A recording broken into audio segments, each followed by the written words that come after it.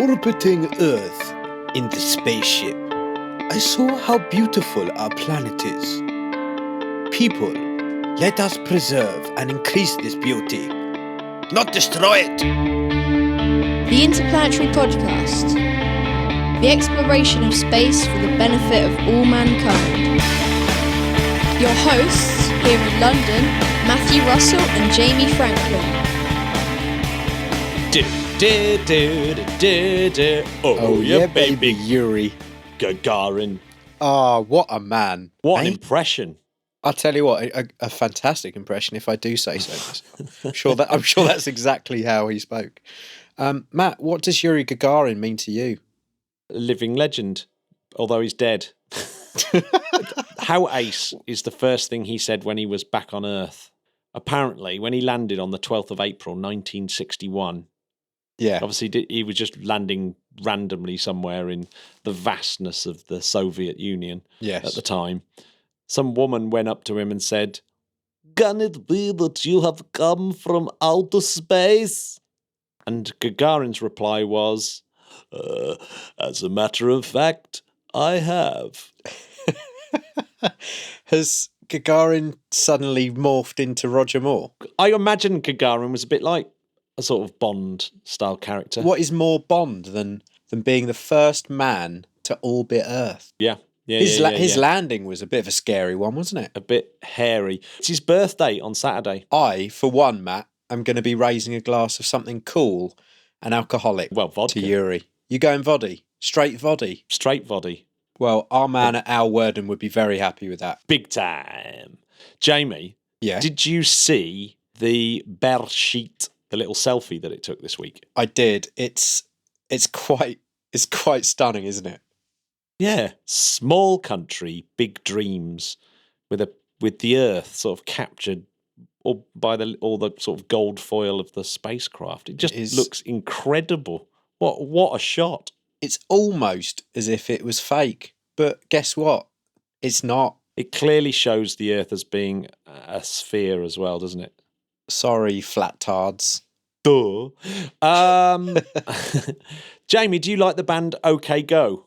I do, actually. Yeah, I believe they're fellow Brightonians, aren't they? Oh, is that right? I might be wrong about that, but I think they are. Remember their really cool video that they did in one of those vomit comets? Yeah, amazing. They always had great music videos. Well, they're partnering again in a space-style thing to get some students to create art that will be taken up on a future New Shepard mission. Ooh, I like that. That's fairly cool, isn't it, for a band to be doing something like that? Can we also submit some art, or do we have to be a student between the ages of 11 and 18?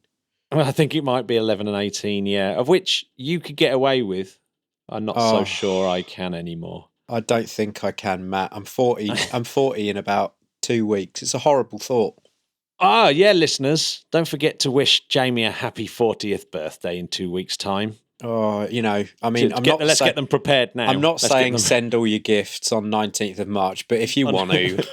Oh, man. We're going to have to employ an intern to open all that mail, I reckon. Yeah, Interplanetary HQ is going to be swamped with parcels. Matt, what's happening with Mars Insight? Our favourite German mole, the German mole, yes, is having a few difficulties as it's digging down. It's hit some kind of blockage, so that it seems to have hit a rock.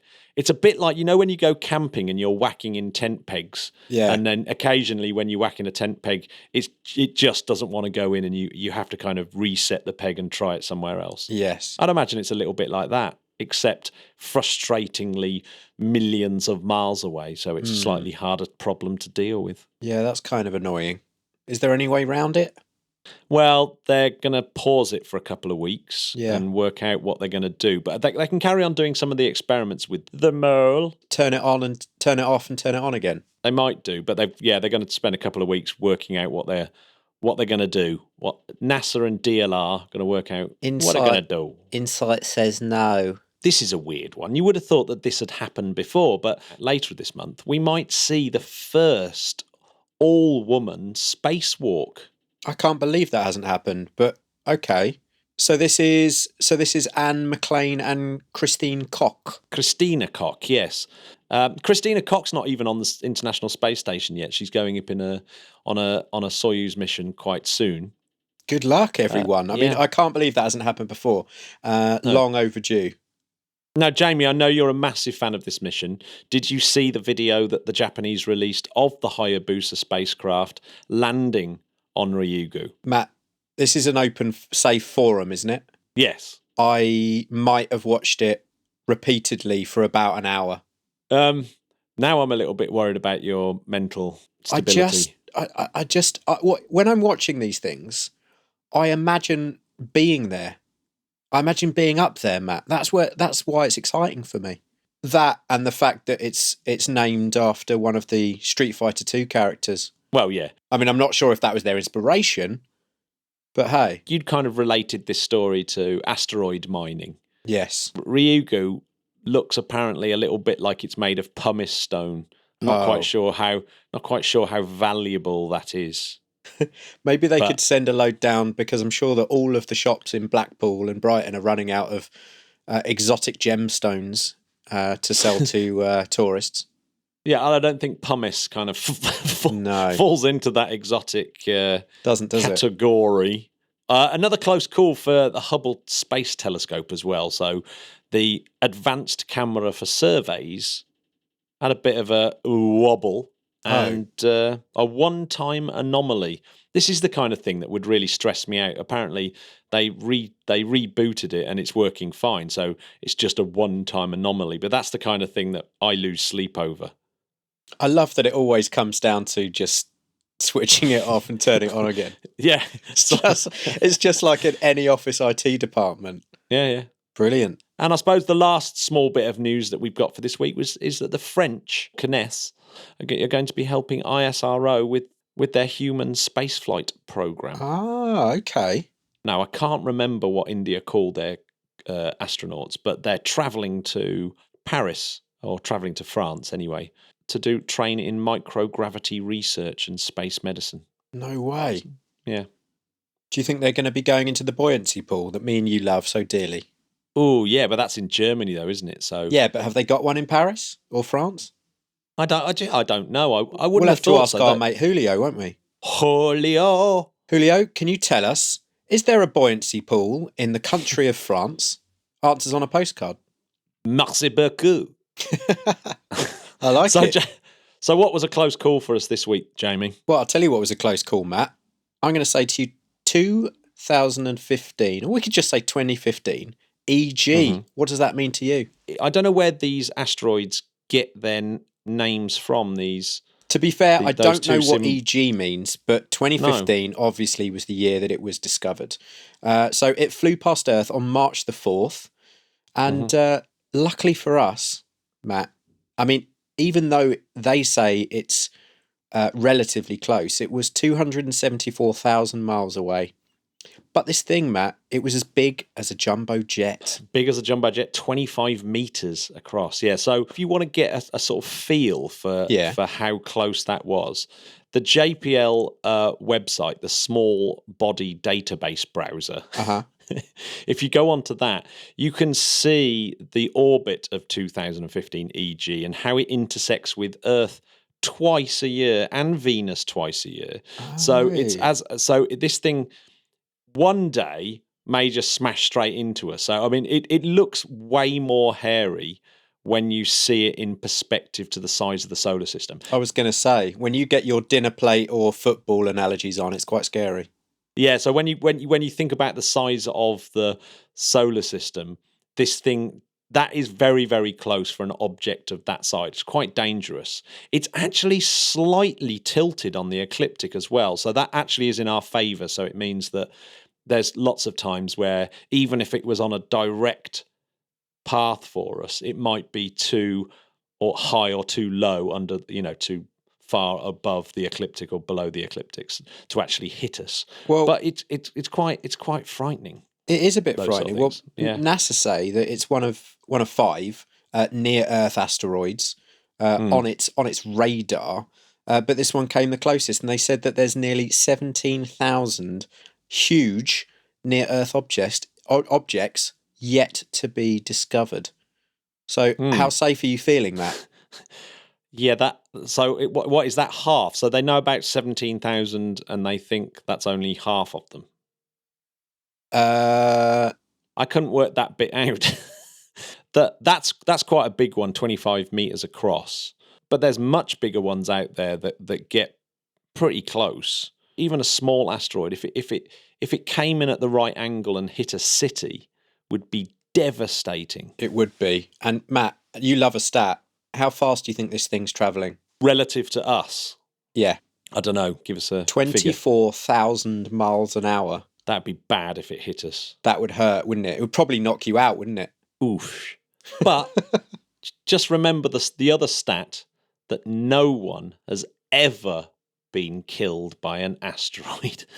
But Matt, I was in Los Angeles last week, and I went to the amazing, and if you haven't been, and if you're going to go to LA, please, listeners, go to the Griffith Observatory in Griffiths Park, and it's absolutely amazing. And they had a photo in there of a woman that got hit by an asteroid, and yeah, it was a huge scar on her side, but she didn't die. She didn't die, no. On this day, 401 years ago, yeah, the very thing that describes how these asteroids whiz around the solar system, the third law of planetary motion, was discovered by Johannes Kepler. Oh, Keplers. I love Keplers. Oh, Keplers. 1618, on this very day. What a legend. And also, I'd like to have a little shout out for a Greek physicist and astronomer who's done loads for astronomy and astronomy education and popularizing science, and that's Dionysius Simopoulos.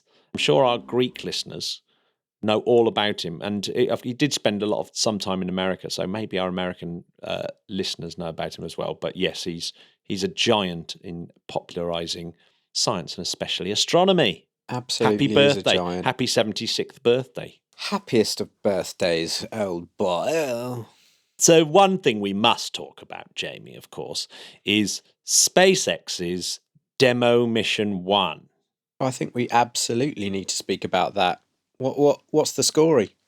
So SpaceX DM1 is the orbital test of the human-rated Dragon 2 spacecraft. So let me get this straight. This was a test of its capsule that, if proves well and safe, that one day we will see humans in that thing, but not more importantly, but very importantly still, launching from America for the first time since, 2011? 2011. Yeah, it feels like that is a very long time, don't you think?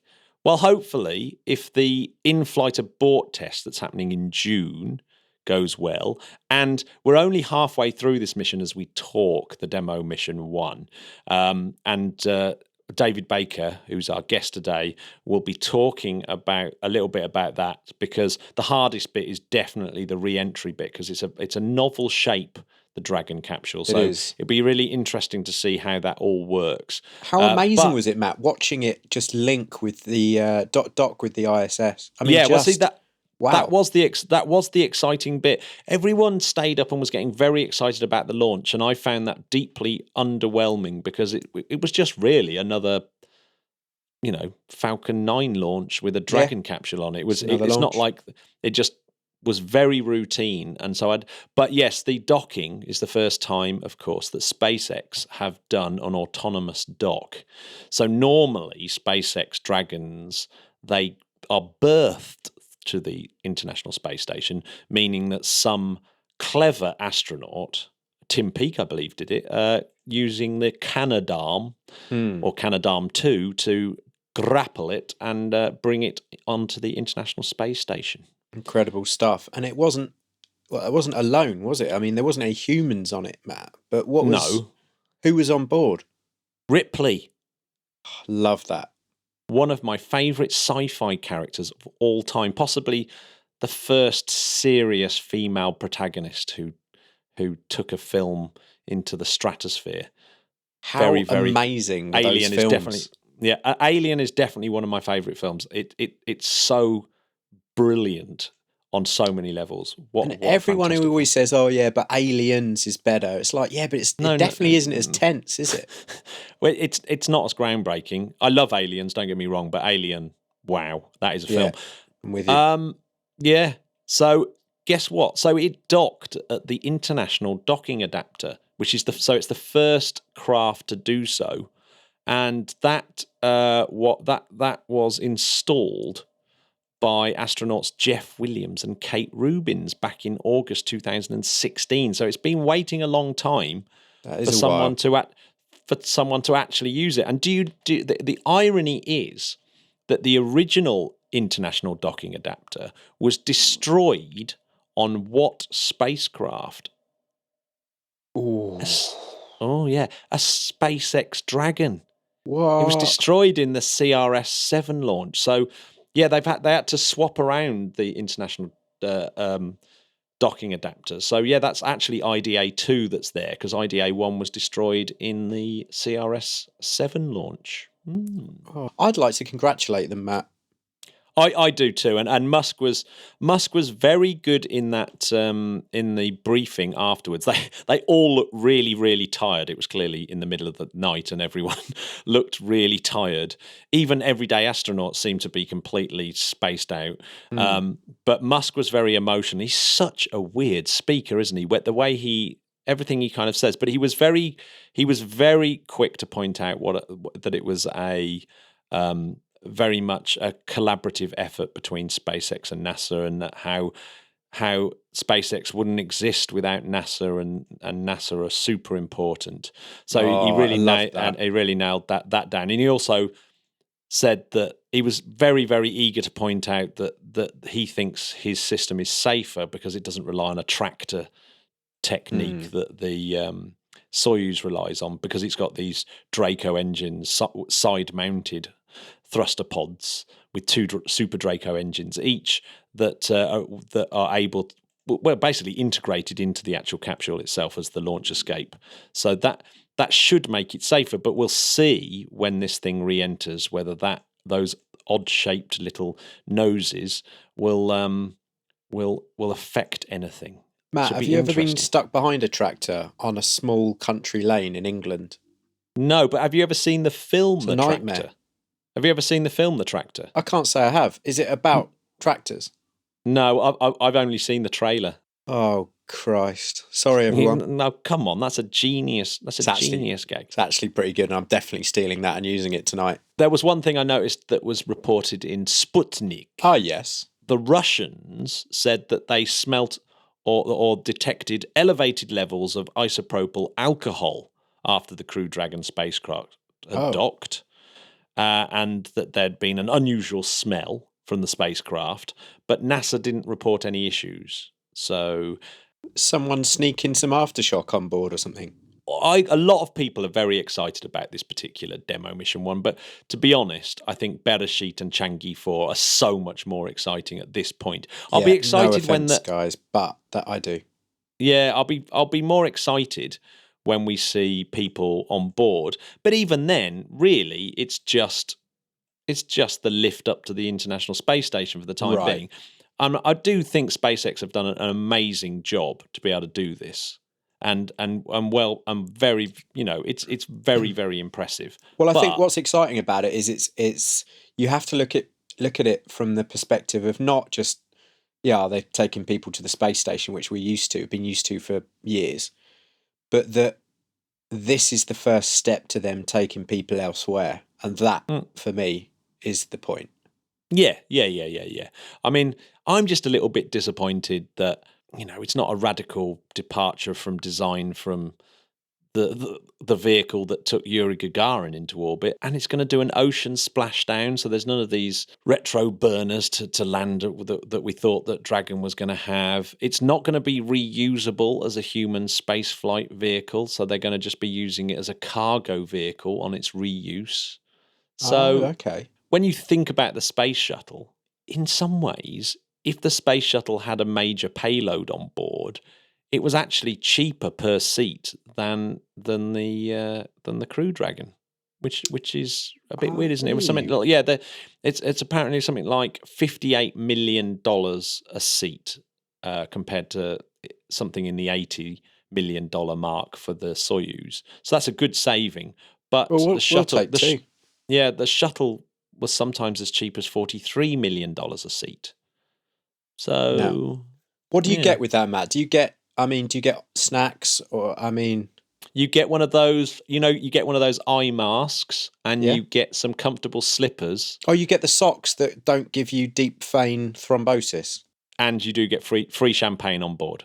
But Matt, what do we know about champagne in space? You just get a little bit gassy. Where's all that gas go? So what else has been happening? Jamie, do you want to hear my space word of the week? Do I? It's another German thing like mole, except this time it's Mollweide. That does sound German. So Mollweide is a type of map, or sometimes known as the Babinet projection. When you make maps, you have to kind of do a projection of what you're trying to map. But of course, most things are on globes, flat earthers, you fools. And it's very, very hard to get it onto a flat surface. And when you do, you distort one of the properties. So you've got area, shape, direction, bearing, distance, scale, those kind of things. Yeah. Now, every time you make a map, you have to sacrifice some of those things. But different maps are very good at different things. Now, the Mollweide is very good at keeping an equal area. So the area is kept good. And you'll know the Mollweide because the cosmic microwave background map, the very, very famous one, the sort of green and yellow and red splodges, that you look at and everyone goes, what is that? And I'm going to, the reason why I want to mention it is because my little science story that's been blowing my mind all month, basically, and I just wanted to get it out. Tell us about just it. Go, blah, blah. But because, yes. Sit down on the couch, Matt. Put your feet up. Because, yes, the cosmic microwave background and star maps and weather system maps are all on these oval-shaped Mollweide projections. And so when you have a map of the Earth, obviously, you're looking outside onto a sphere. But when you're looking at star maps and CMB maps, you're looking from inside the globe at this oval. So, yes, I mean, it's just incredible. So what I want to talk about, Jamie, is this thing called baryonic acoustic oscillations.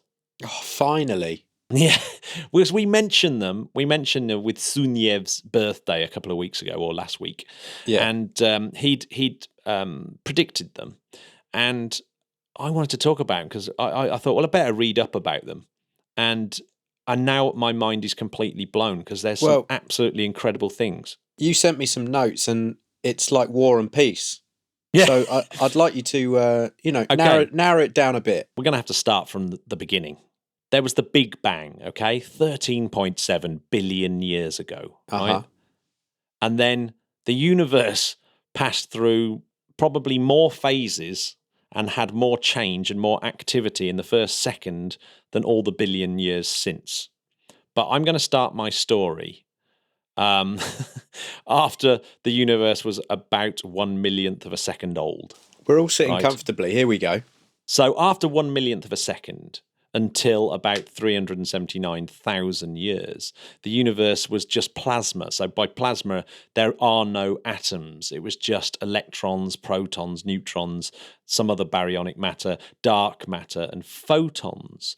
Because it was just too hot for atoms to form. So it was just far too much energy for the neutrons and for the protons to capture the electrons. Just too much energy, right? But when something's a plasma and you've got this massively hot, intense soup, as it were, of the photons can't move around like they do in everyday life that we see now. So photons can just move in straight lines, hence we can see things in lines of sight. Yes. But they can't do that in this plasma soup. They just bump into electrons because the electrons are free and interact with the photons. So they can't move around. So there is this point where basically the early universe for the first 379,000 years, you could not see anything. There literally was no line of sight. Oh. But there is a point where, as the universe expands, and as you know, as something expands, it's got to be cooling down because this heat is, well, the energy is over a larger and larger and larger area, and it's unbelievably large how large the universe gets. At the point it starts to cool down, suddenly the protons can grab the electrons, and the first atoms in the universe are made, and they're hydrogen. And this event happens when the plasma reaches about 3,000 Kelvin, and this is known as recombination. I don't know why recombination. If it's the first time it happened, it should be called combination, shouldn't it? Surely. But recombination, and it's one of the most important things that happens in the universe. And what's brilliant is so much modern science and cosmology is based around this recombination event. So at that point, the photons are able to travel in straight lines, and the observable universe at that point was about 42 million light years across. So that shell that's expanding away from us is what you see in this Mollweide map, and it's the surface of it is called the surface of last scattering. And that's exactly where this recombination event happened. It's the first time that there was lines of sight in the universe. So it's expanding and the light waves. But when we see it now, because the universe is expanding and expanding at ever faster rates, the light at that time has been stretched also, and it's now in the microwave spectrum. It's been stretched so much, redshifted, to give it its correct term. So now it's in the microwave. So it's known as the famous map of the cosmic microwave background, the spectrum of which is the most precise black body radiation ever observed, and the theoretical curve of it is literally impossible to tell apart from the actual measured curve of this black body radiation. So the universe since then has expanded. So now that the temperature has dropped down to 2.72 Kelvin, which is pretty much close to absolute zero, but it's that tiny amount of heat and energy, background radiation, that is the static on your TV set, for example, and was discovered, and basically was one of the most amazing discoveries by a couple of people with this horn antenna that they thought was pigeon poo, and it turned out to be this stunning bit of evidence that yes, there really was this cosmic microwave background, and it essentially gave massive kudos to the Big Bang Theory. Wow. So anyway, I want to talk about the acoustic oscillations that are happening at the time, because this is the really interesting bit for me. So, of course, you know I'm an old acoustician. Oh, you love that stuff. Yes. So because there was no lines of sight, you think maybe that what happened in the first 379,000 years of the universe we'll never know about. But no, it's fossilized in this map what happened. What's incredible is, instead of being totally smooth, it's not totally smooth, because when the universe was smaller than an atom, it obviously had some quantum fluctuations in it, quantum randomness. And that quantum randomness leads to slightly different densities in the early universe, which means that the dark matter starts falling into these slightly denser areas. And as the dark matter sort of falls in, it's like an anvil smashing against each other, and the photons are like trying to whiz and try and get away from it, and it's essentially ringing like a bell. And these photons are taking the baryonic matter out with them in these acoustic ripples, these acoustic actual sound waves that are traveling at half the speed of light, because sound travels at half the speed of light in this plasma. So you can work out how big this acoustic bubble will get in this 379,000 years. That's like this kind of theory that this acoustic bubble would sort of expand out and you might be able to see it. Now, get this. When you measure the distances between lots and lots and lots of galaxies that you can see, so say if you just take a chunk of the night sky and then you just measure the distances between all the different galaxies that you can see, between every single one of them, you get this kind of lovely little straight line curve. But there's a bump in that curve.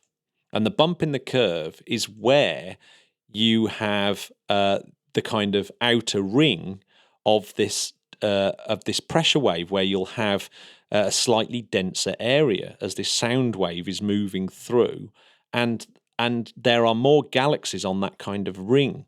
So it's kind of imprinted, fossilized in the night sky.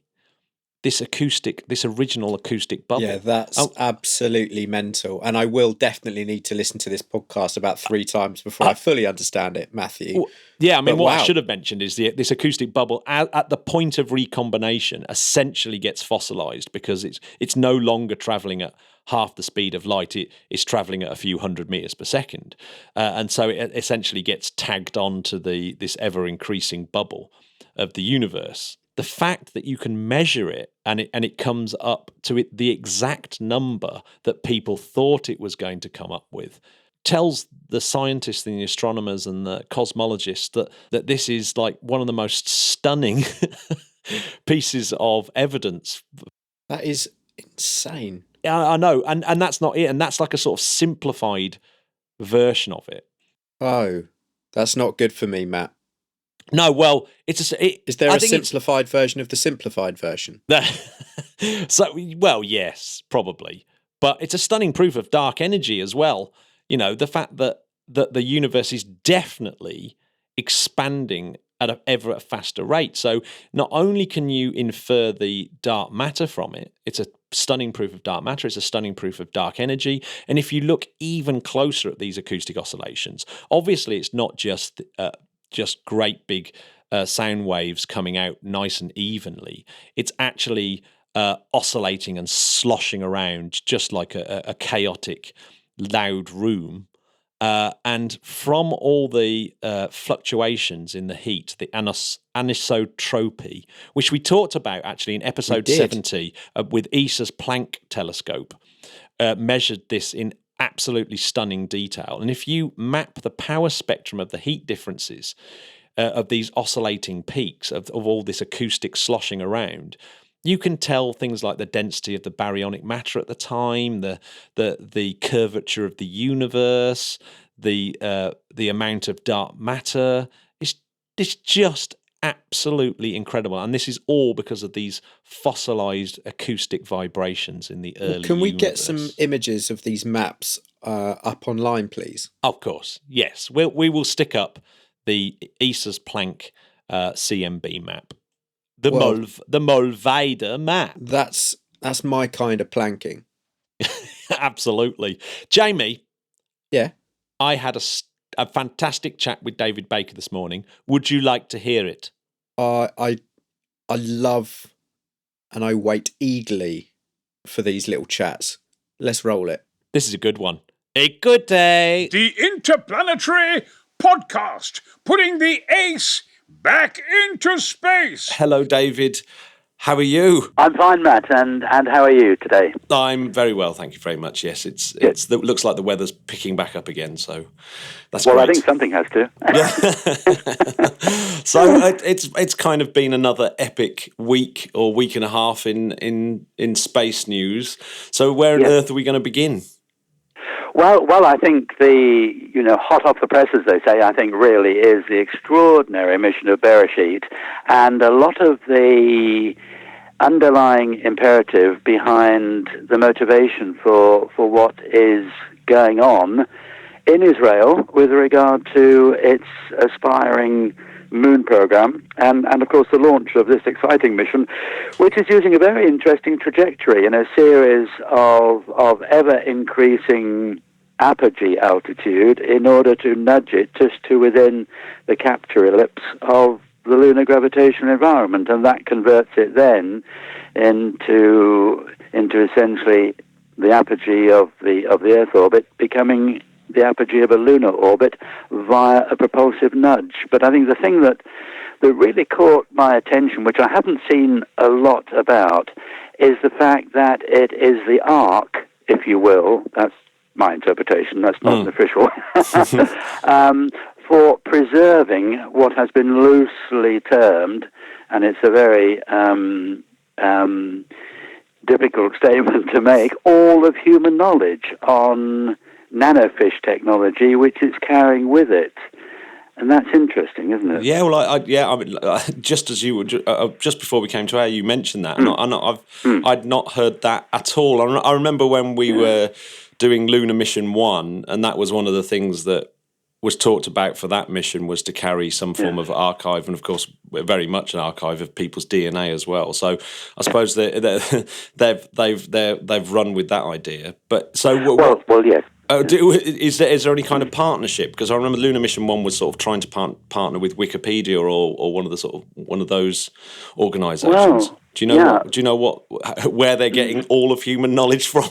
well, it starts with Wikipedia, but once the laughing has fallen, and we can hear ourselves speaking again after that.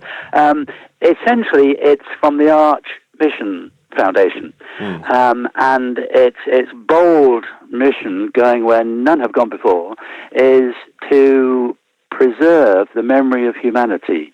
And this is a very interesting underlying response to planetary care concerns with regard to environment, with regard to the potential for losing vast storehouses of knowledge in the event of a human-induced terrible tragedy, such as might ensue after a nuclear exchange of major powers, where a huge amount of material is literally melted away, or indeed from some natural event such as a catastrophic incoming near-Earth object. And there's been a universality about this, and the Arch Mission Foundation is international, and it gathers together a bunch of academics and a bunch of serious philosophers in the field of preserving human knowledge, and there are many people who are now very aware that hey, we really ought to think, well, we think we've got it now, but have we? And this for me began when we got into the digital age, and we began preserving material in systems and substances, material substances that decay over time.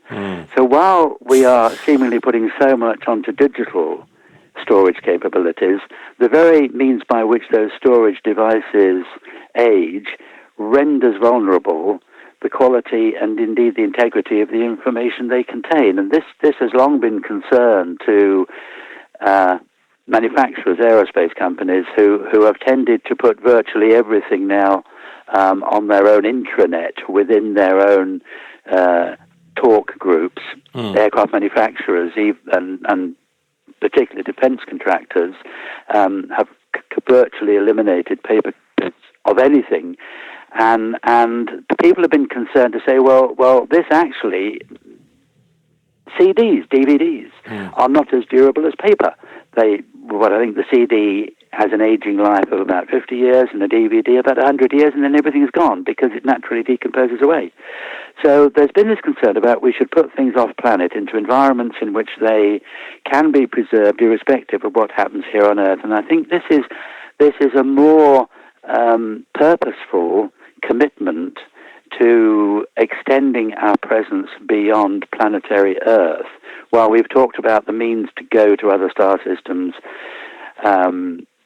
high-velocity propulsion that can take us out of the solar system within a meaningful number of years for research, etc., etc., we've never really answered the fundamental question, okay, well, how do we preserve what we've got anyway?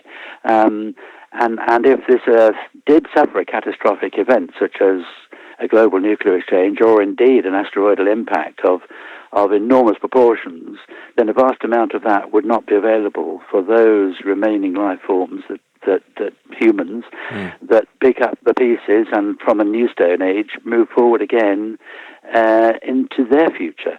And so I was really taken with this. I felt that it's really extraordinarily far-sighted and reassuring, and essentially they're using data-centric structures, libraries, banks, government agencies, large corporations, taking all of that information and essentially basing an analog archival system, putting it onto microfiche, which of course has only been around since 1961, and that has to be in a very, very controlled environment. And microfiche compared to the life of a DVD of 100 years, has a life expectancy of 800 years. And they're talking now about storing it in a way that self-replicating technology can pick up during the next 800 years to a much more sustainable preservation of data, to pick up that and make it infinitely sustainable. And we all know about the bio store of information in Spitsbergen. Well, this is essentially doing that off-planet with all, they're saying, or as much of human knowledge as can be preserved and recorded. And that, I think, is one of the most elevating and inspirational aspects of the Bereshit mission. Yeah, no, it's really interesting. I mean, not only is it really hard to come up with systems of storing information, but you've also got this added one of signposting it. And I got really deep into that signposting thing as well, where you say, how on earth do we signpost this archive? And because the sign might have to last 1 billion years or so some incredible length of time, and you go, and that becomes there was a great study for burying nuclear waste somewhere, and they were trying to signpost this nuclear waste, and they ended up abandoning it because they couldn't work out how they were actually going to signpost it, something that would last more than 100 years or 200 years, and it had to last the half-life of this uranium, of course. And it was just like, so you've got the. Yeah, it's a really interesting subject, archiving material. You're absolutely right, and I didn't spot that in the Bereshit mission at all. It just gets better, the Bereshit mission. I actually think it's really, really exciting. If we actually have a private landing, a moon landing, I think that's an incredible achievement.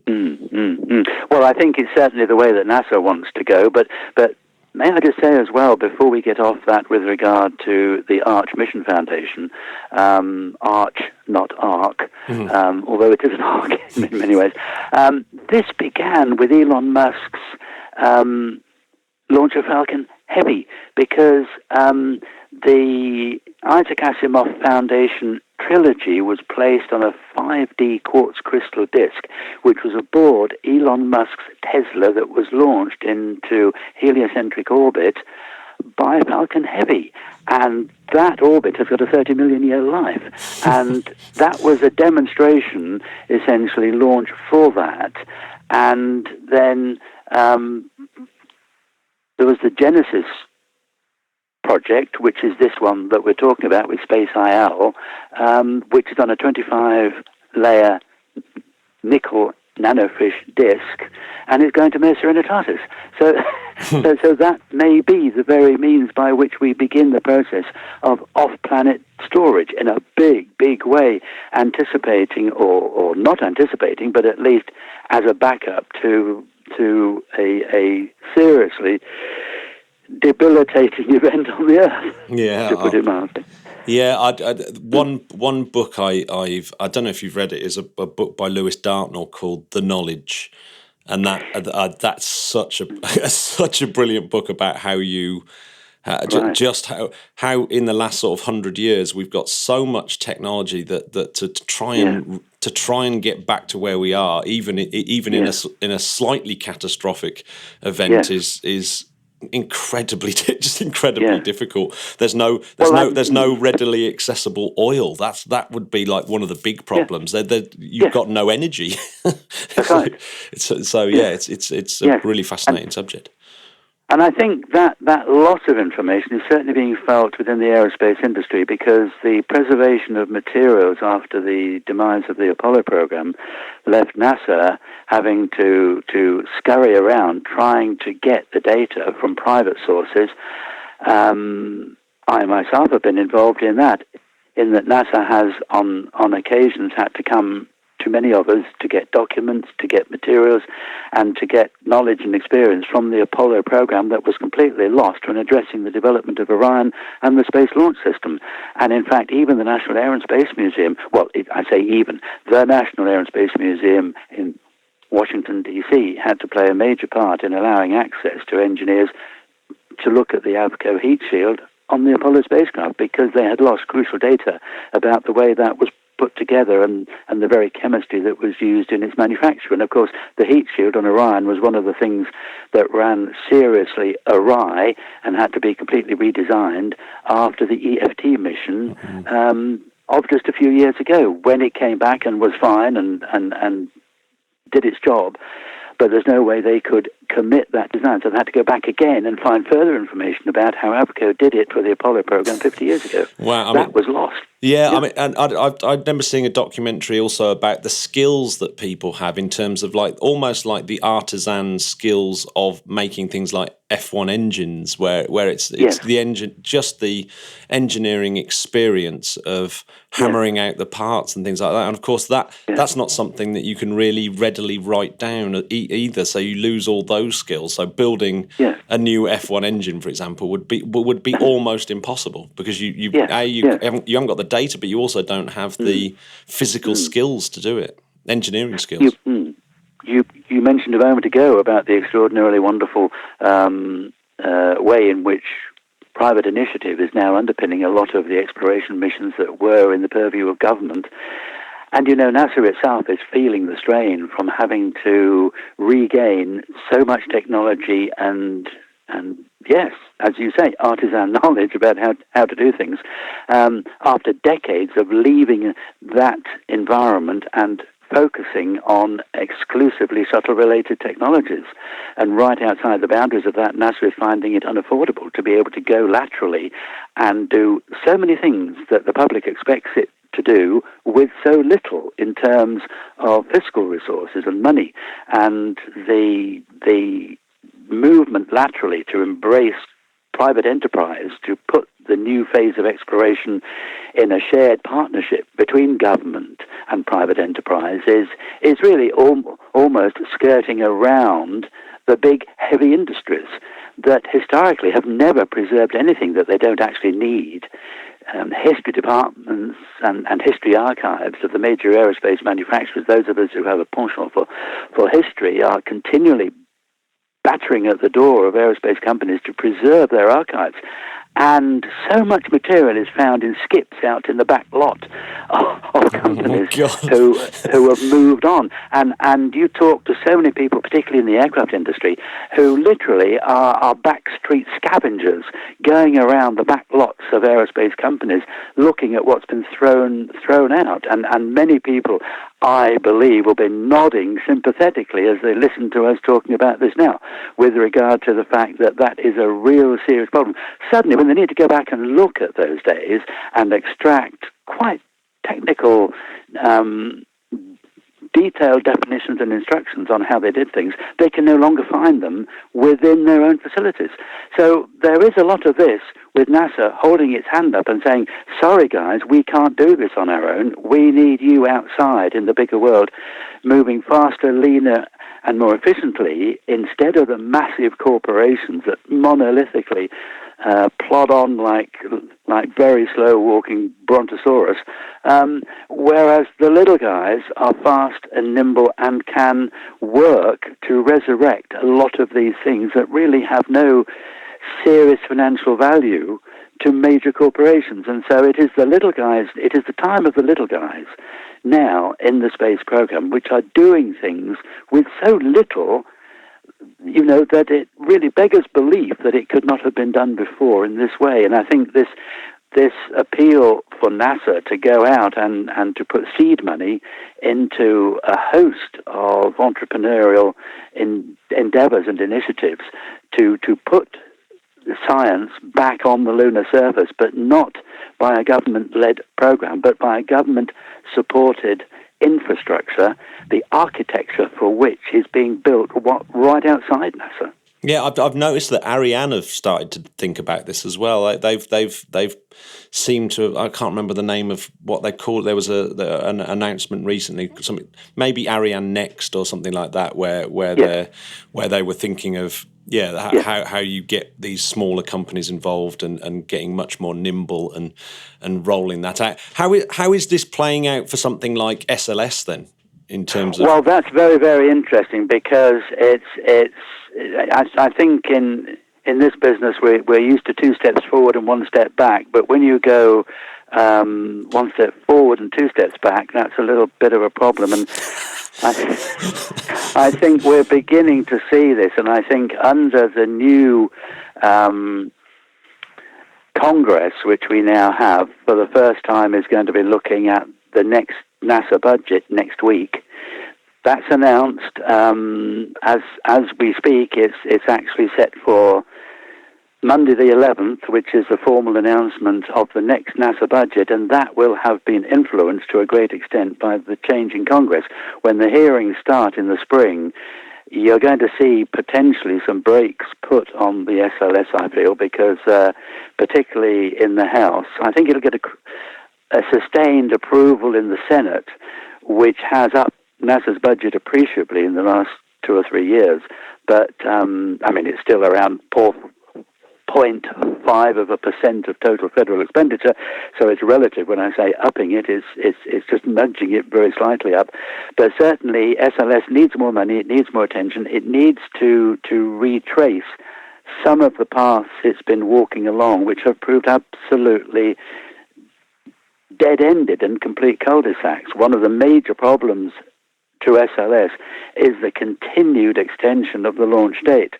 And I was looking at the figures before we began speaking on this earlier today, and back in 2016, NASA was very confident about a 2018 launch for Exploration Mission 1, the first flight of SLS.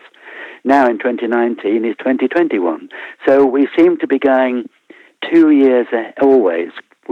We go a year forward, and it's still 2 years away from the first flight. And while it had been projected up to the beginning of this year to have been flying by the end of next year, the expectation now is certainly well into 2021 before it can fly. So it's 2 years yet, even though last year was supposed to be the year 2 years previously it was expected to fly. And one of the problems has been this vertical welding concept, which they never should have gone down.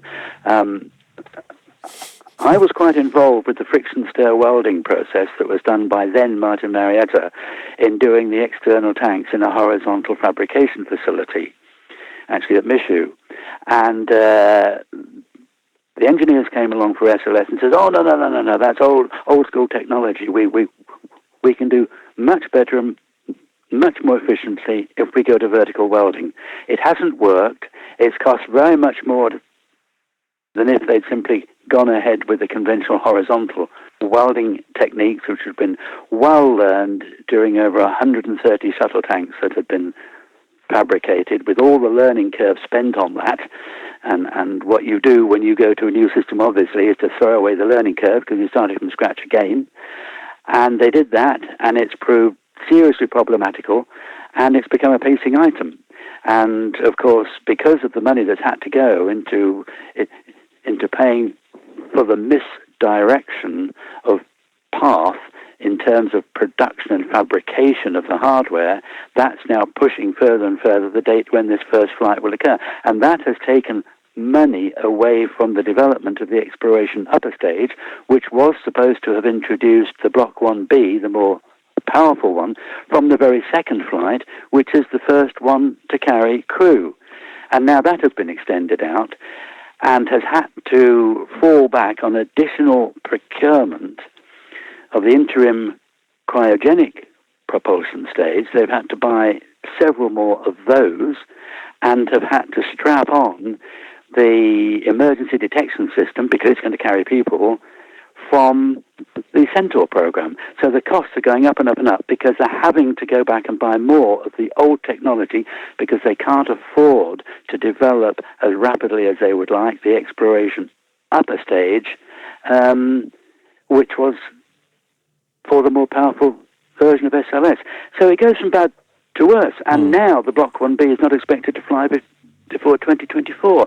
In fact, there's been great urgency to make sure it does fly no later than 2024, was one of the protocols put on the budget approval by Congress last year.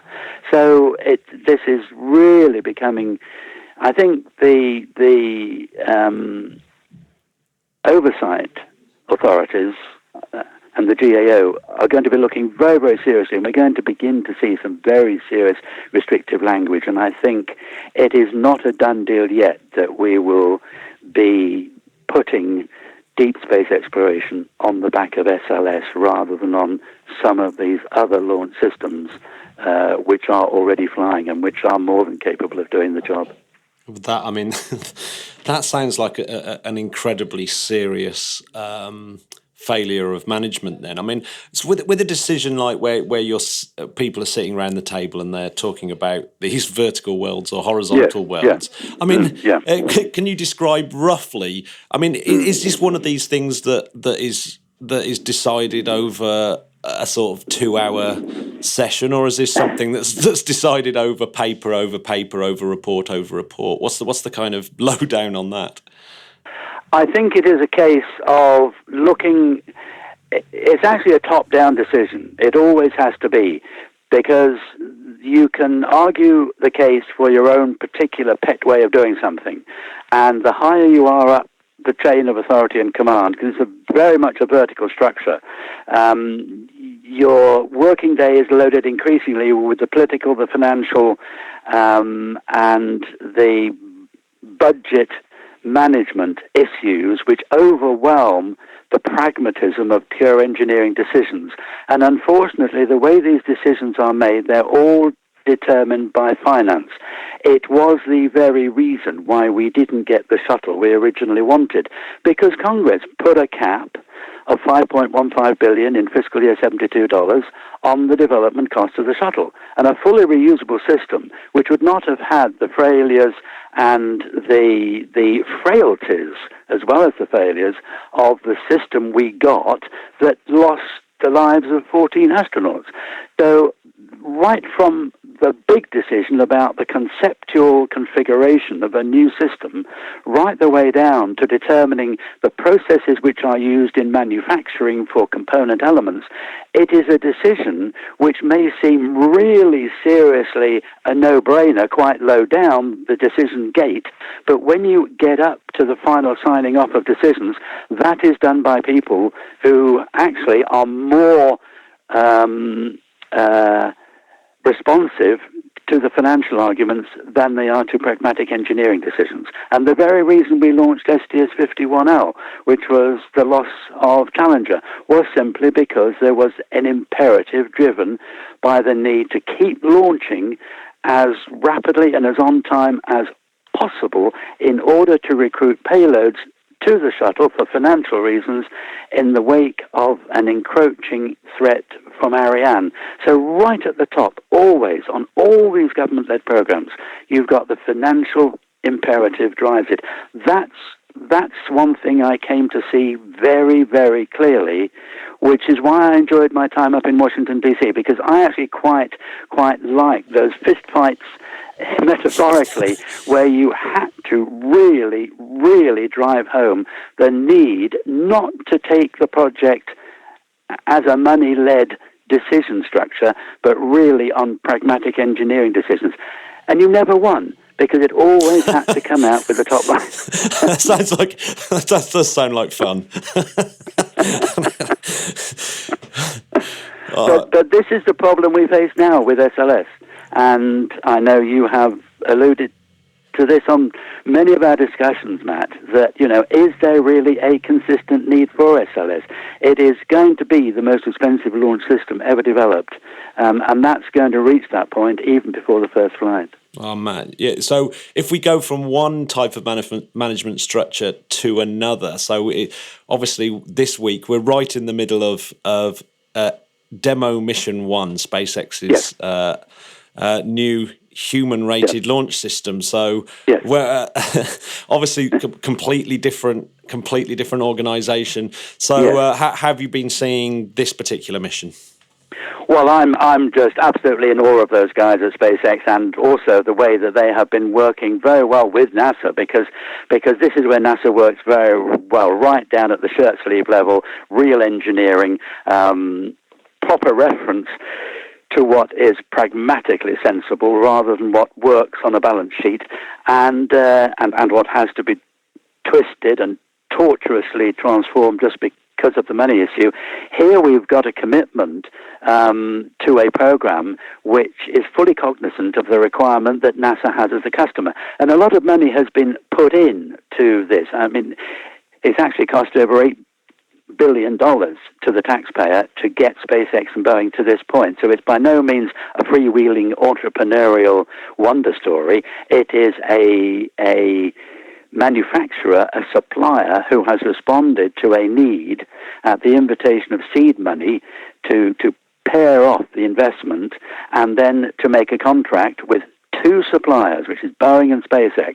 But within those two, Boeing has a much closer historic association with NASA, of course, than SpaceX does. SpaceX is a relative newcomer compared to Boeing and all it's provided. Boeing, of course, built Lunar Orbiter, the Lunar Roving Vehicle, and many spacecraft, and under the companies that it has embraced under its name of Boeing, many of the historical greats in the space industry. But of course, SpaceX has come as a new player, and they have really been very, very bright in that they have responded exactly and precisely to what NASA wanted. And of course, NASA has the final say as a customer, and that is why they are working very, very well. But even though it's cost $8 billion, compare that to the cost of Orion and SLS, which has far exceeded $8 billion now, and yet here we have an effective system that so far is working very, very well. And we are speaking, of course, while Crew Dragon is still in orbit, but it's just gone very, very, very well indeed. And I think the only concerns and the only tension in my mind I have is watching for that re-entry, because it's a very different shape. It's a different aerothermal environment that the heat shield will be seeing, metaphorically, and so we need to get that back and to demonstrate that this new shape with the downfiring Draco thrusters, that works well, because that is crucial.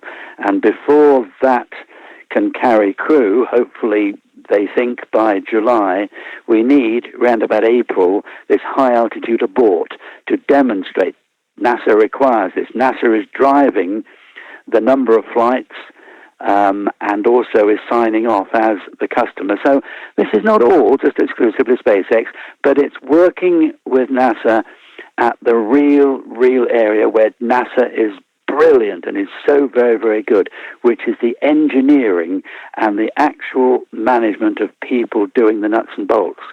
And it's working with SpaceX. The partnership is just fantastic, and Boeing not far along behind. Yeah, I emailed you a question, didn't I, about the two systems where you've got so they've both contracted to do a certain number of missions to the space station. When that one is once those missions are over, is it? Do they just open up a new contract and say here's another 3 missions each, or does it become a commercial? Or does it become an actual commercial bidding race between the two companies?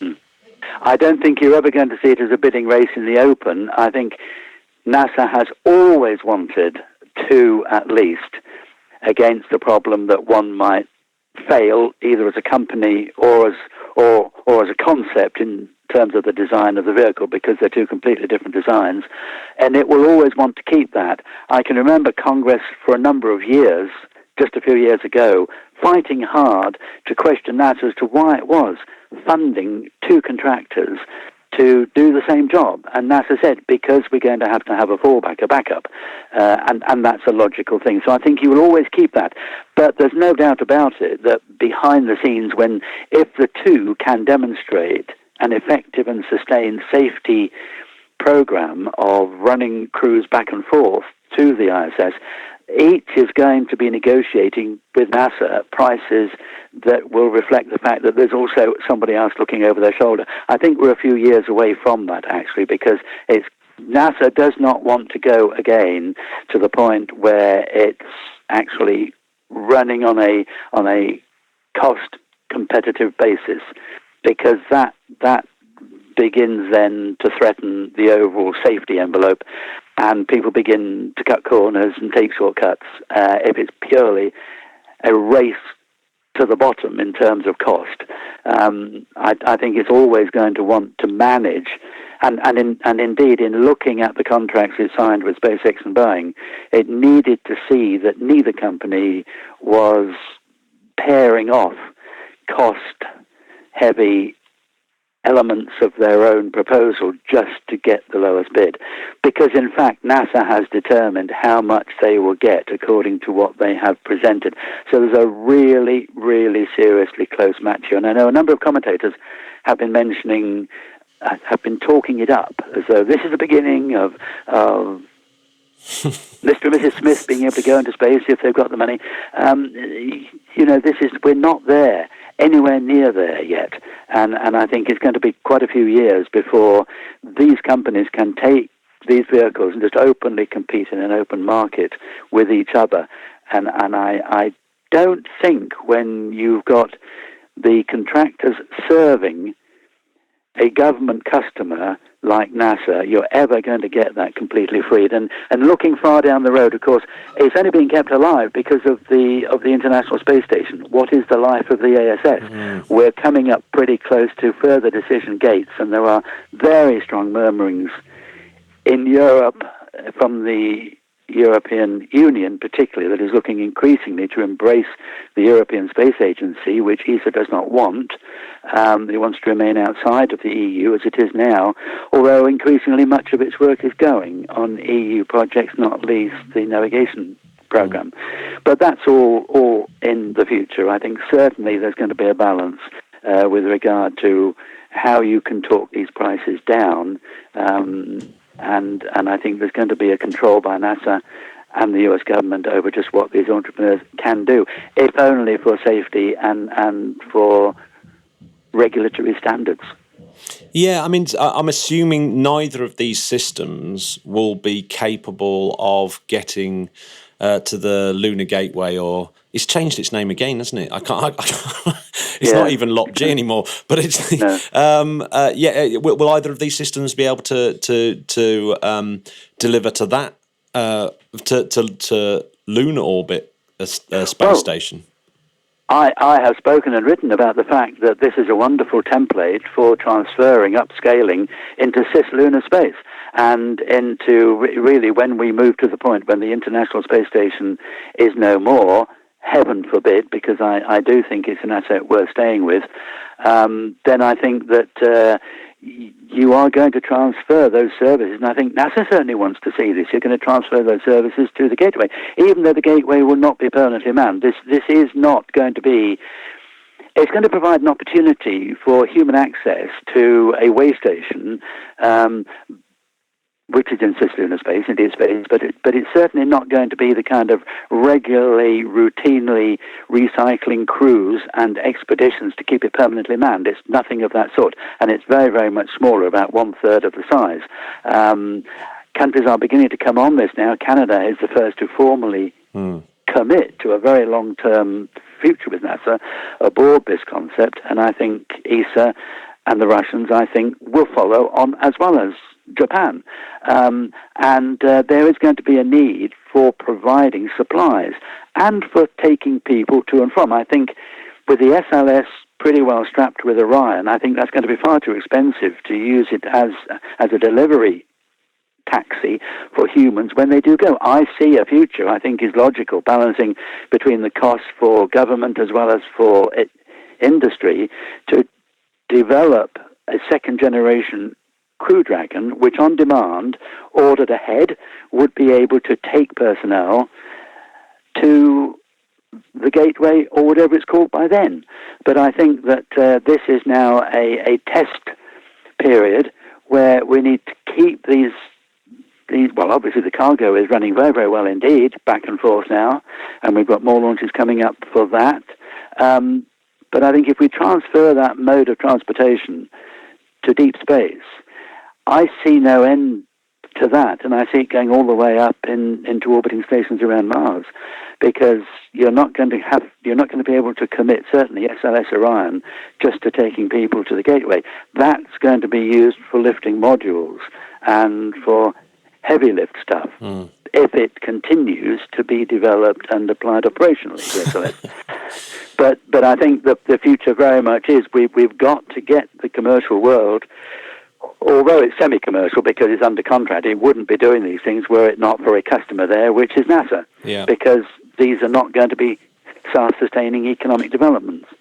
So yes, I do see it very, very much to the next phase, which is then beginning to supply the infrastructure support, indeed all of the support between the Earth and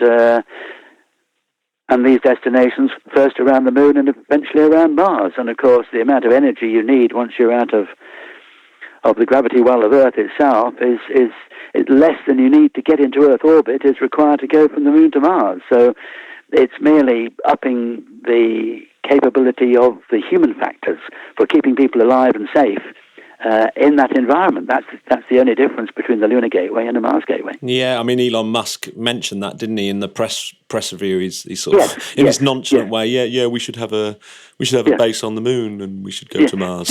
And I was thinking, it's such a weird way he talks, but it was, that was quite fun. I thought the last 5 minutes of the press conference, I've never heard such eloquent, visionary, and commitment from a NASA administrator as from Jim Bridenstine, when he declared in a very fluent and a very, very meaningful and committed way the future of the US space program moving out into the solar system. And I thought that was a really, really wonderful. He's a good speaker anyway. He's highly articulate. And I just think if folks can go back and look at that, really just listen to 5 minutes of Jim Bridenstine wrapping up that press conference. It was really, really inspirational. He really is turning into a fantastic NASA administrator, isn't he? He's he is. Really good. Yes. So what's in this month's space flight, and what can people look out for? Well, the current one that we've got out on the streets, as they say right now, is of course looking at Apollo 9. It's looking at the further operations with the Chinese lunar lander on the far side. And I think coming up to the series of anniversaries, we will be tracking and following the various anniversaries which come. We have Apollo 10, of course, in the May issue, which is the next issue out.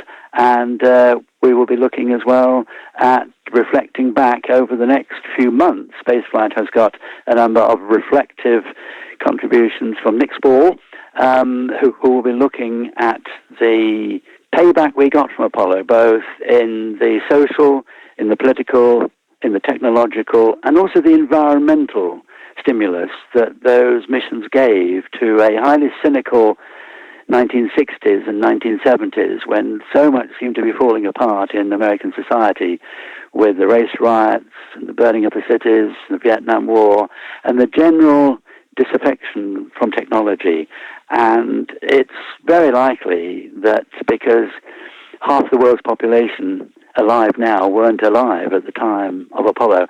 And so we need to remind people that this was a very turbulent time. This is not an all good news era, that in fact coming through that, and that's what I'm trying to show in the coming issues of Spaceflight, that warts and all, while we applaud and celebrate the extraordinary achievements and the technology, as well as the endeavor and the sheer inspiration that it provided for those already committed to a burgeoning space endeavor, nevertheless, it provided an opportunity to understand the value of this extraordinary planet that we reside on, and the desperate need for us to come to terms with living in a sustainable and balanced way with the rest of nature and the rest of the environment. So all of these things are not shying from this, and it's not a glory sheet for the magnificence of the space program. It is that bursting through a very, very terrible time in world affairs, in the Cold War, in the Vietnam War, in the social unrest, we need to see it in the context of all of human life at the time. That's a brilliant place to finish on, particularly I think it's Yuri Gagarin's birthday this weekend, and of course he was the first person to really echo that sentiment, I guess, when he first saw the planet up in orbit. Yes. Indeed. So thanks very much, David, for joining me again. That was a brilliant chat. Again, I think I've learned a billion things there. It's always good talking with you, Matt, and I've thoroughly enjoyed it, and thank you very, very much for that. Thank you very much. Bye-bye. Okay, bye. The Interplanetary Podcast. is alive! He just gets better and better and better, doesn't he? This was a long episode, and I know that you wanted to talk about multiverses. So next week, everyone, we're going to be talking about the multiverse. That's what I wanted to be speaking about. So we don't want to hold you on, but you're going to have to listen next week, because I tell you what, I've been watching videos, I've been reading. Matt, I read several different articles. What do you think about that? I'm amazed. And we've been having some very good suggestions from some of our listeners as well. So any suggestions, let us know. I had a suggestion this week that I follow up on the Halo drive, and that really is exciting. So I've been reading about that in the Journal of the British Interplanetary Society, and I should have an interview with the one of the authors of the Halo drive paper next week. So that's going to be super exciting. That is mega exciting. And I'm going to visit Alan Bond. So in the next few days, listeners, if you can get any questions, listen to those Alan Bond interviews again. And if you've got any questions, let me know and I will ask Alan. Well, we love your interactions. And actually, Matt, this multiverse thing that we're going to be speaking about next week came from when I was in LA. I saw our brilliant mate, Andy Buse. We went for lunch. He drove down from Lake Arrowhead just to see me. And well, he actually made the effort. We reconnected, you know. Wow. So I tell you what, it was a beautiful thing. And one of the things he asked me was, Jamie, you know you like space. I said, yeah. He said, are we the only universe, do you reckon? And so I went, I'll tell you what, I'll do some research. So there we go. Next week, check it out. ESA have released a stunning piece of information this week. This is going to be our space fact. Space Here we fact of the week. And Hit me. Yes, guess how much the Milky Way weighs? How much does the Milky Way weigh? How much does the Milky Way weigh? I like that. That's going to be a new song. How much does the Milky Way weigh? I can hear another jingle coming. Yeah, that is brilliant. How much does the Milky Way weigh? It weighs 3 with 39 zeros at the end of it, kilograms. Right. Or 1.5 trillion times the mass of our sun, or 3 duodecillion kilograms. That's right, 3 duodecillion kilograms. Oh, God. And that's only within a radius of 129,000 light years from the galactic center, because of course there's quite a bit of stuff that's loosely bound. Like you said, the Milky Way is chomping away at other galaxies as well. It's hungry, man. It's a how much? That's why it weighs so much, because it's been eating so much. It is, and this is decades of intense effort, because the astronomers need to know how much the Milky Way weighs, so that they can, work out stuff, what's going on. So the previous estimates range from 500 billion to 3 trillion times the mass of the sun, which is just ridiculously wild. But yes, that is pretty wild. So 1.5 trillion solar masses. So it's obviously on that larger end of it. And a lot of that uncertainty was due to this trying to measure what the distribution of dark matter is in our galaxy. God, dark matter is just ridiculous, isn't it? It just freaks me out. We really ought to do a dark matter deep dive at some point. Well, I think we need to. People are calling for it. So Roland P. van der Marel of the Space Telescope Science Institute, United States. So really, I suppose it should be Roland P. van der Marel. But I should imagine... There we go, that's better. Yeah. He said, we were lucky to have such a great combination of data. By combining Gaia's measurements of 34 globular clusters with measurements of 12 more distant clusters from Hubble, we could pin down the Milky Way mass in a way that would be impossible without these two space telescopes. I'll tell you what's not impossible, Matt. Mm-hmm. And that's going to iTunes and giving us a nice review. And if you want to give us 5 stars, then just do it. Just do it. I'm not going to stop you. And if you want to get involved with the space podcast of the century, then please become a Patreon and and help them and then come and help us instead. If you're Elon Musk and you're listening and you want to donate $1 million, that's cool. Yeah, we're not going to stop you, mate. And if you're just your regular Samantha Blogs listening in your living room somewhere in Japan on your year out, then get involved. You can still email us. If you email info@interplanetary.org.uk, you can get involved. I'll invite you onto the Discord. We can all have some fun. Let's just have some fun. So, Matt, I'll tell you what, I'm off to the galactic centre of the universe via an acoustic bubble. What are you up to? I'm going to go downstairs and cook my children jacket potatoes with chili con carne.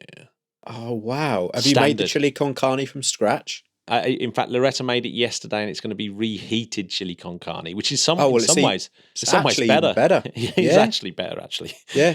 Well, I hope that there's some vegetables on their plate, Matt, is there? Well, there's vegetables in it. There's some peppers and tomatoes, obviously. So I'm going to have to send a care package down to the boys. I'm worried about their, micronutrients. Well, they're teenagers. They don't like vegetables. It's so irritating. Right. That's why you hide it in chili. Anyway. Yeah, exactly. We love you, listeners. Take care of yourself and each other. Indeed. Love you lots. Bye, Spotcats. See you soon. See you soon. Bye. Bye-bye.